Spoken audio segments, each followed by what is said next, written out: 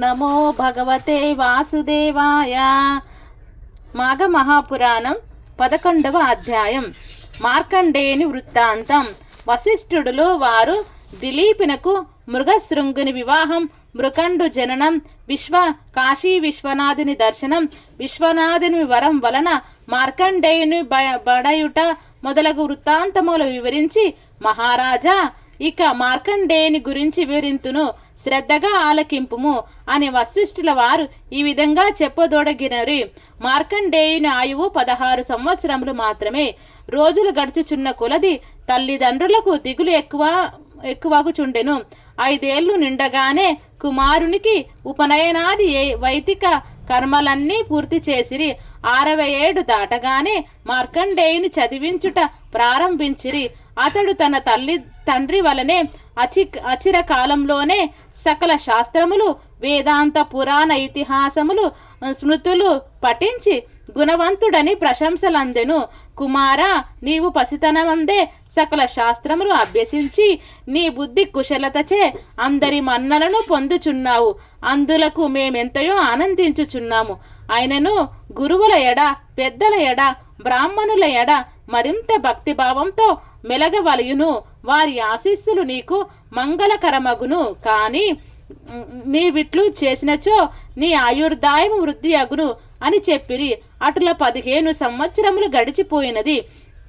రోజు రోజుకు తల్లిదండ్రుల ఆందోళన, భయం ఎక్కువగుచున్నవి. పరమశివుని వరప్రసాదుడగు మార్కండేయుని జన్మదినోత్సవం చేయవలనని తలచి మహర్షులందరకు ఆహ్వానం పంపించినారు.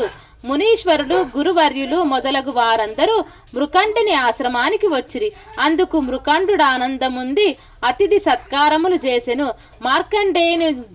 మార్కండేయుడు వచ్చిన పెద్దలందరికీ నమస్కరించాడు. అటులనే వశిష్ఠునకు నమస్కరించగా అతడు మార్కండేయుని వారించెను. అటుల చేసినందులకు అందరూ ఆశ్చర్యపడి, మహానుభావ, మీరట్లు వారించుటకు కారణమేమి అని ప్రశ్నించారు. అంత వశిష్ఠుల వారు, ఈ బాలుడు కొద్ది దినములలో మరణించగలడు. మీరందరూ ఇతనిని దీర్ఘాయుష్మంతుడవు కమ్ము అని దీవించి తిరిగదా. అదెట్టులా అనుగును? ఇతని ఆయుర్దాయములు 16 ఏండ్లు కదా. ఇప్పుడు 15వ జన్మదినోత్సవం జరుగుతున్నది. పరమేశ్వరుడిచ్చిన వరము ప్రకారం ఇతడు 1 సంవత్సరమే జీవించును అని నుడివిరి. అంతవరకు మార్కండేయుని దీవించిన మునీశ్వరులందరూ చాలా విచారించి చిరంజీవివై వర్ధిల్లి మని దీవించినందుకు వారి వాక్కు అమంగళమగునని బాధపడి దీనికి మార్గార్థనము లేదా అని వశిష్ఠుల వారినే ప్రశ్నించారు. వశిష్ఠుడు కొంతసేపు ఆలోచించి, మునిసత్తములారా, వినుడు, మనమందరము ఈ మార్కండేయుని వెంటబెట్టుకుని బ్రహ్మదేవుని వద్దకు పోవుదుము రండి అని పలికి తమ వెంట మార్కండేయుని తీసుకొని పోయిరి. మునీశ్వరుల ఆగమనకు బ్రహ్మ సంతసించి మునులందరితో పాటు మార్కండేయుడు కూడా బ్రహ్మకు నమస్కరించగా, బ్రహ్మ చిరంజీవిగా జీవించు నాయనా అని దీవించెను. అప్పుడు వశిష్ఠుల మహర్షి మార్కండేయుని జన్మ వృత్తాంతమును బ్రహ్మకు వివరించెను. బ్రహ్మ కూడా జరిగిన పొరపాటుకు విచారం వెలిబుచ్చి కొంత తడబడి, భయపడకు అని మార్కండేయుని దగ్గరకు చేరదీసి, పరమేశ్వరుడు ఈ బాలుని దీర్ఘాయుర్మంతుని చేయును కాక అని తన మనస్సులో శివుని ధ్యానించుట. అంతటా మునుల వంక చూసి, ఓ మునులారా, మీరు పోయి రండు, ఇతనికి ఏ ప్రమాదము జరగనేరదు అని పలికి, వత్స మార్కండేయ, నీవు కాశీ క్షేత్రమునకు పోయి విశ్వనాథుని సేవించుచుండుము. నీకే ఆపద కలగదుగాక. నీ విట్లు చేయుము. మార్కండేయును గృహమునకు వచ్చి తల్లిదండ్రులకు నమస్కరించి కాశీ విశ్వనాథుని సేవించి వచ్చేదను అనుజ్ఞ నిమ్మని కోరగా, మృకండు అతని భార్యయు కొడుకు యొక్క ఎడబాటునకు కడకండు దుఃఖించిరి. ఎట్టకేలకు మార్కండేయుని దీక్షను కాదనలేక కుమారుని విడిచిపెట్టి ఉండలేక అందరూ కాశీ క్షేత్రమునకు బయలుదేరిరి. కుటుంబ సహితంగా కాశీకి పోయి మృకండు కాశీ విశ్వేశ్వరాలయ సమీపమందుండు ఆశ్రమం నిర్మించెను. మార్కండేయుడు సదా శివధ్యాన పరుడై రాత్రింబవళ్ళు శివలింగము కడనేయుండెను. 16వ ఏటు ప్రవేశించెను. మరణ సమయం ఆసన్నమైనది. యముడు తన భటులతో మార్కండేయుని ప్రాణములు గొని తెమ్మని ఆజ్ఞాపించెను. యమ భటులు మార్కండేయుని ప్రాణములు గొనిపోటవకు శివ సన్నిధిని ధ్యానం చేసుకొనుచున్న మార్కండేయుని కడకు వచ్చేసరికి భటులు ఆ సమీపమందు నిలవలేకపోయిరి. కాలపాశములు విసురుటకు చేతులు ఎత్తలేకపోయిరి. మార్కండేయుని జుట్టు మహా తేజస్సు ఆవరించినది. ఆ తేజస్సు హిమ భటులపై అగ్ని కణముల వలె బాధించెను.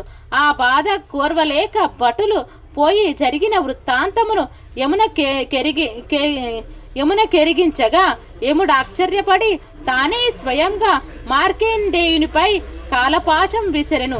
మార్కండేయుడు కన్నులు తెరిచి చూసేసరికి యముడు తన ప్రాణమును తీసుకుపోవా సిద్ధముగా నుండగా మార్కండేయుడు భయపడి శివలింగమును కౌగిలించుకొని ధ్యానించుసరికి కైలాసవాసుడగు పార్వతీపతి తన భక్తుని ఆ క్రందన వినిపించేసరికి మహారౌద్రాకారంతో శివలింగమును చీల్చుకొని వచ్చి త్రిశూలంతో యమును సంహరించి మార్కండేయును రక్షించెను. యముడు చనిపోవుటకు అష్టదిక్పాలకులు బ్రహ్మాది దేవతలు వచ్చి శివునికి అనేక విధములుగా ప్రార్థించి జటాధారి కోపమును చల్లార్చి మహేష, యముడు తన కర్తవ్యం నెరవేర్చినాడు. తన వరప్రసాదమగు మార్కండేయునికి 16 ఏళ్ళు మాత్రమే ఆయువునిచ్చితిరి కదా. అతన్ని ఆయువు నిండిన వెనుకనే యముడు ప్రాణములు తీయుటకు వచ్చెను. మార్కండేయును చిరంజీవిగా చేసితిరి. అందులకు మేము ఎంతయో ఆనందించుచున్నాము. కానీ ధర్మపాలన నిమిత్తం యముడు లేకుండుట లోటు కదా గాన మరల యముని బ్రతికించుడని ఇంద్రుడు వేడుకొనును. అంత ఈశ్వరుడు యముని బ్రతికించి యమా, నీవు నా భక్తుల ధరికి రావలదు సుమా అని పలికి అంతర్ధానమాయను. పరమశివుని దయ వలన తన కుమారుడు దీర్ఘాయుష్మంతుడైనందులకు మృకంఠుడు మిక్కిలి సంతసించి తాను చేసిన మాఘమాస ఫలమే తన కుమారుని కాపాడినదని మాఘమాస ప్రభావం లోకులందరికీ చెప్పుచుండెను. మాఘపురాణం 11వ అధ్యాయం సంపూర్ణం. ఓం శాంతి శాంతి శాంతి.